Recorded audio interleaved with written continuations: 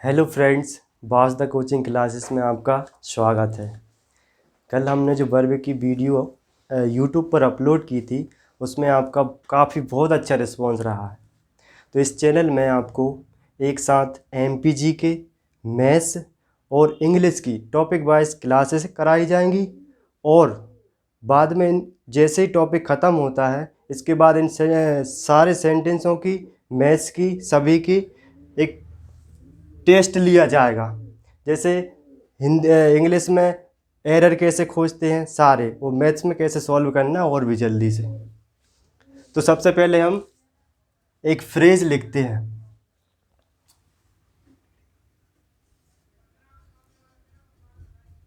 Unity is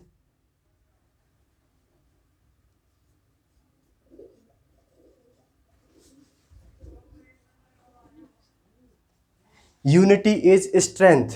इसका मतलब होता है संगठन में शक्ति है। इसे आपको रोज याद करना है, एक एक फ्रेज।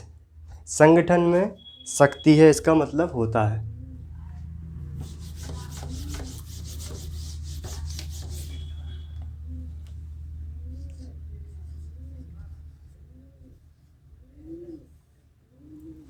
अब हम एक बार वर्ब का जल्दी से रिवाइज कर लेते हैं जो भी हमने कल पढ़ा था।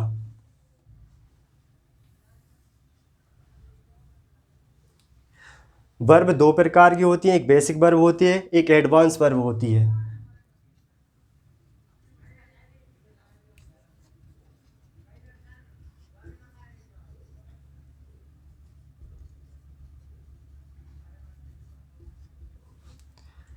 इसी को फाइनाइट वर्ब और नॉन फाइनाइट वर्ब कहते हैं। फाइनाइट वर्ब भी कितने प्रकार से होती है? दो प्रकार से होती है, हेल्पिंग वर्ब, मेन वर्ब। इसी को ऑक्सिलरी वर्ब भी कहते हैं। ऑक्सिलरी वर्ब भी दो प्रकार से होती है,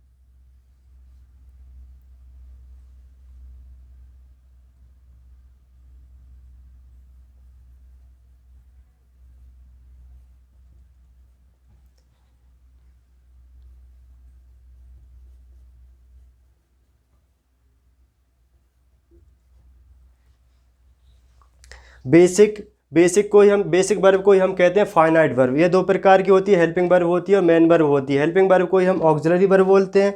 ऑक्सिलरी वर्ब कितने प्रकार से होती है? दो प्रकार से होती है, एक मॉडल ऑक्सिलरी वर्ब होती है, एक प्राइमरी ऑक्सिलरी वर्ब होती है। ऐसे मेन वर्ब होती है हमारी,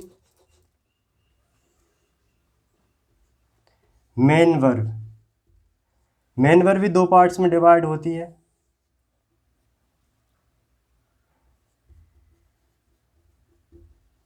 linking verb, action verb. Linking verb और एक्शन वर्ब में, अब एक्शन वर्ब भी दो प्रकार से डिवाइड होती है, ट्रांजिटिव वर्ब, इंट्रांजिटिव वर्ब।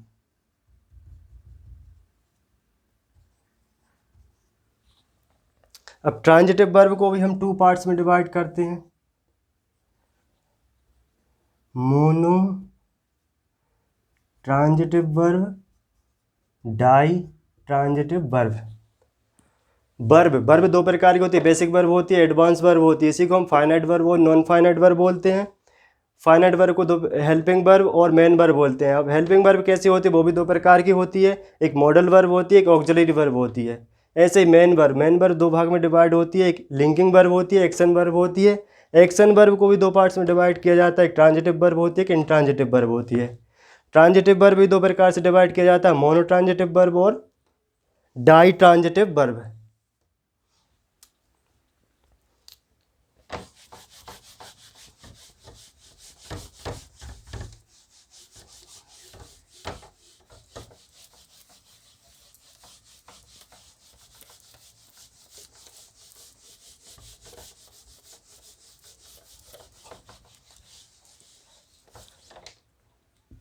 कल हमने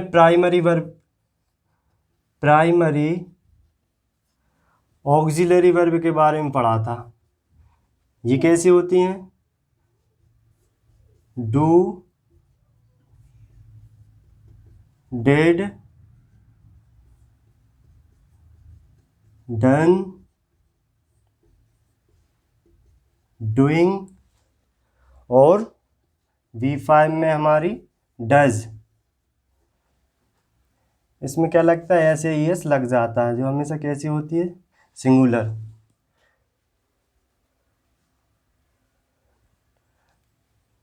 डू, डिड और डज। डू, डिड, डज, इनको हम कैसे यूज कर सकते हैं? यह मेन वर्ब की तरह यूज की जाती है।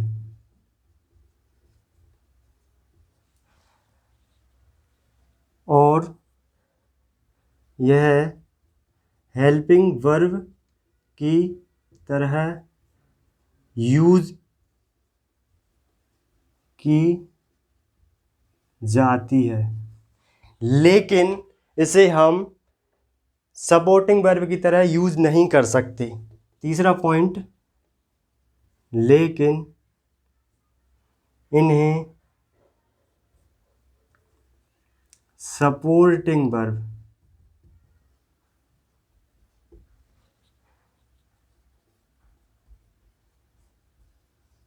यूज नहीं कर सकते हैं। प्राइमरी ऑक्सिलरी वर्ब में होती है V1 में डू, V2 में डिड, V3 में डन, V4 में डूइंग और V5 में डज। डू, डज, डिड का यूज़ हम कैसे करते हैं? मेन वर्ब की तरह यूज़ करते हैं और हेल्पिंग वर्ब की तरह यूज़ करते हैं, लेकिन हम इसे सपोर्टिंग वर्ब की तरह यूज़ नहीं कर सकते। कुछ एग्जाम्पल देख लेते हैं इनके।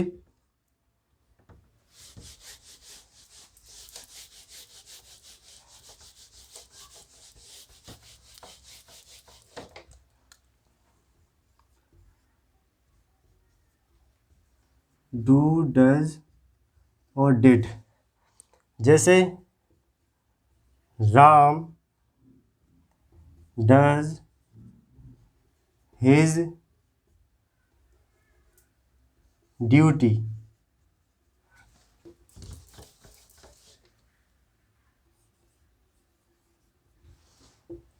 राम क्या करता है? ड्यूटी करता है। ये कैसे होती है यूज? मेन वर्ब की तरह। यदि हमें इसे इंटेरोगेटिव हेल्पिंग वर्ब की तरह यूज करना है, कैसे? हेल्पिंग वर्ब की तरह यूज करना है, तो इसमें हमें क्या करना पड़ेगा? Ram do not Ram does not work. Ram क्या नहीं करता है? काम नहीं करता है। राम क्या हो गया यहाँ पे? सब्जेक्ट हो गया, कैसा? सिंगुलर। डज यहाँ पे हेल्पिंग वर्ब की तरह काम करेगी।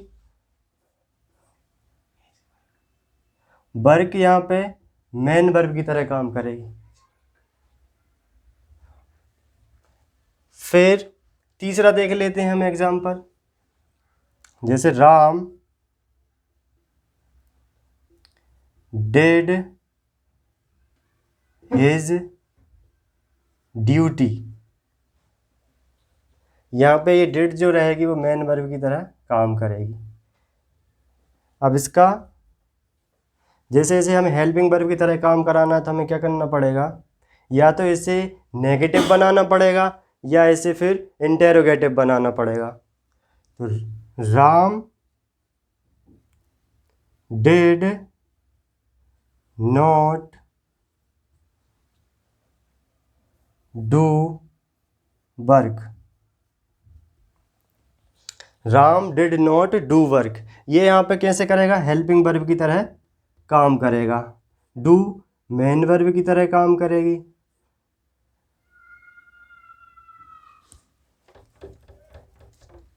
His work,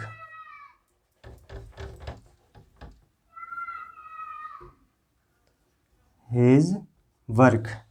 Ram did not do his work. His work क्या रहेगा यहाँ पे, ऑब्जेक्ट की तरह काम करेगा। ये रहेगा हमारा सब्जेक्ट कैसा, सिंगुलर। अब इसके बाद हम आगे चलते हैं। ये हमारा कुछ पार्ट रह गया था कल की वीडियो में, कुछ टेक्निकल एरर्स आने के कारण ये अचानक से स्टॉप हो गई थी। जैसे हम पढ़ रहे थे कि डू नॉट डू, ये हमारा कैसा रहता है, जो हमारी डू हेल्पिंग वर्ब रहती है उसके बाद जो मेन वर्ब आती है वह V1 फॉर्म में आती है। मेन वर्ब जो रहती है V1 फॉर्म में आएगी। से राम नॉट डू, ये हमारी हेल्पिंग वर्ब की तरह काम करती है। लेकिन जो एग्जामिनर होता है वह यहाँ पे डू नॉट डिड यहाँ पे एरर दे देता है। यहाँ पे हमें क्या चाहिए, यहाँ पे हमें चाहिए base form, base form of verb. Verb का कैसा बेस फॉर्म चाहिए, V1 में। बेस फॉर्म को क्या बोलते हैं, V1, जो हमेशा कैसा रहेगा, प्लूरल रहेगा। और डज नॉट डू, ये हमारा सही रहता है, ये हो जाता है हमारा wrong.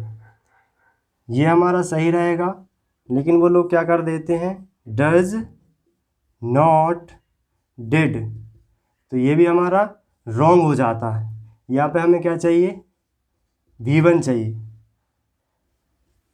Did not does, did not do, ये यहाँ पे एरर है। यहाँ पे मेन वर्ब आना चाहिए, ये हमारा सही है V1।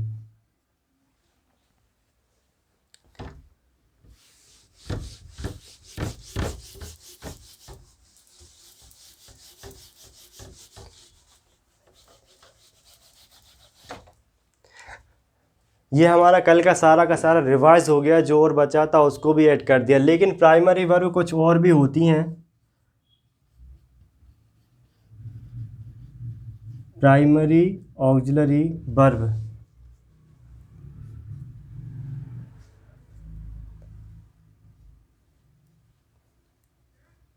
हैव,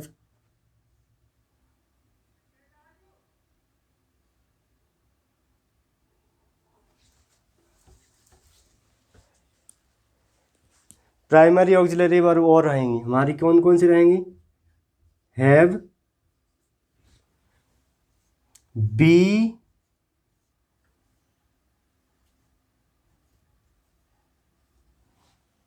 बीन और बीइंग।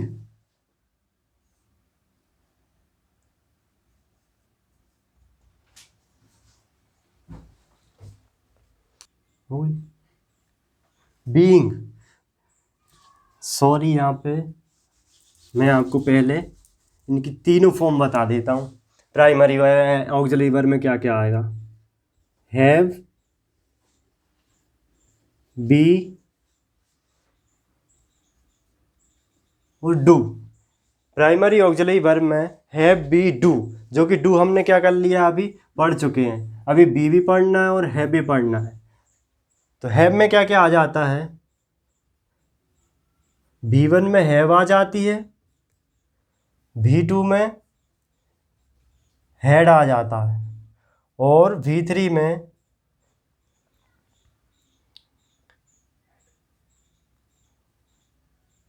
हैड, V4 में हैविंग और V5 में हैज़ आ जाता है। ये हमेशा कैसा रहता है, सिंगुलर। ऐसे बी की फॉर्म होती हैं। बी की फर्स्ट फॉर्म क्या होती है, have. Second form is.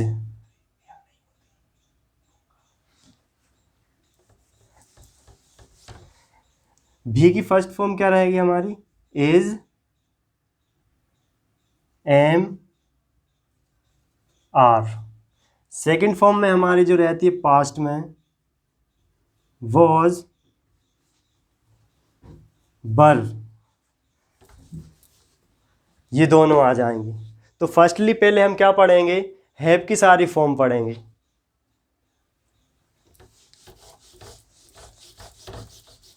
Have के बारे में पढ़ेंगे।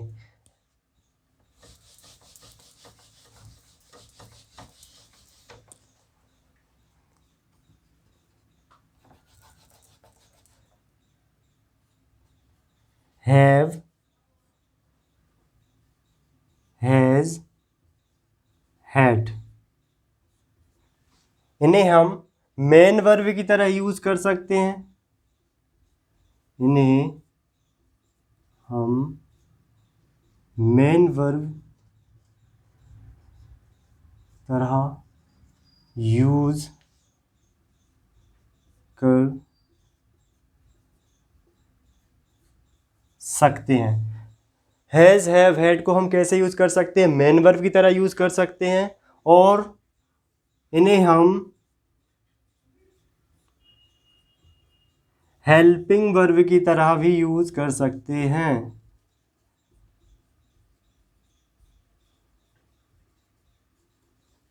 यूज कर सकते हैं। जैसे like,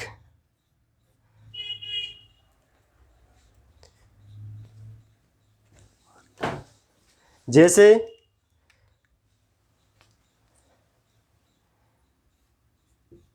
he has a car.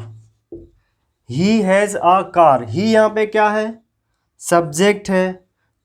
Has का क्या है? यहाँ पे मेन वर्ब का काम करेगी। हैज किसका काम करेंगी? मेन वर्ब का। और आकार है यहाँ पे क्या है? ऑब्जेक्ट है। तो इसका स्ट्रक्चर क्या हो जाता है? Structure subject plus main verb plus object. जब have, has, had main verb का काम करेगी तो स्ट्रक्चर कैसा आएगा? Subject plus main verb plus object. लेकिन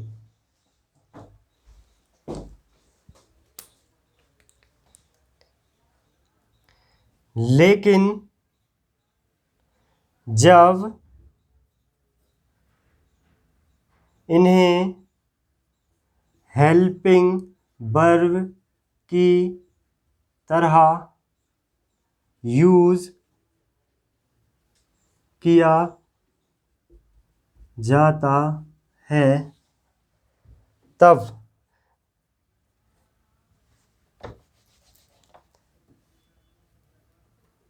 देन स्ट्रक्चर क्या हो जाएगा हमारा? Subject plus helping verb plus main verb plus object. जब हैज, हैव को मेन वर्ब की तरह यूज किया जाएगा तब हमारा subject plus main verb plus object रहेगा। लेकिन जब हमें इनको हेल्पिंग वर्ब की तरह यूज करना होगा जब subject plus helping verb plus main verb plus object रहेगा। इसके हम कुछ एग्जांपल देख लेते हैं।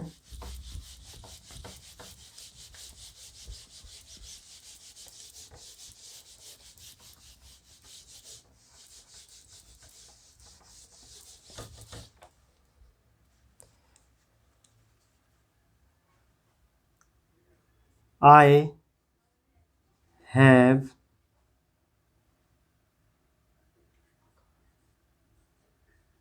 sold my car।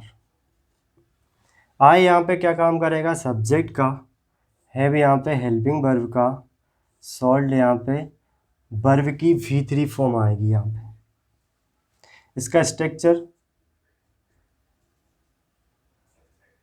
Subject plus helping verb plus जो मेन वर्ब रहती है वह कैसी रहती है, V3 में रहती है, और इसके बाद ऑब्जेक्ट आ जाता है।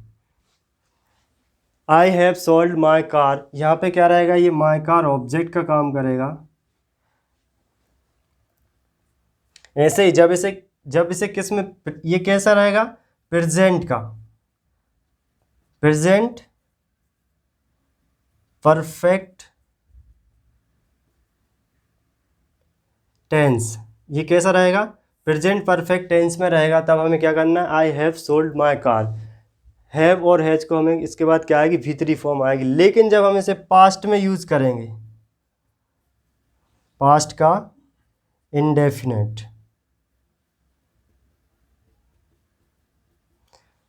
आई हैड अ कार, तो ये क्या आ जाएगा, यहाँ पे सब्जेक्ट का काम करेगा। सब्जेक्ट कैसा रहेगा हमारा, प्लूरल, और ये हमारी मेन वर्ब की तरह काम करेगी। जो वर्ब रहेगी V2, और ये हमारा हो जाएगा ऑब्जेक्ट। ऐसे ही जब हम इसे प्रेजेंट इंडेफिनेट में यूज़ करेंगे, प्रेजेंट इंडेफिनेट में आए, ही हैज़ अ कार, ऐसे हम इन सब भी वर्ब को यूज़ कर सकते हैं। ठीक है गाइस, आज के लिए इतना है, अदरवाइज वीडियो जो है बहुत ही लेंदी हो जाएगी। आशा करता हूँ वीडियो को ज़्यादा से ज़्यादा भेजें।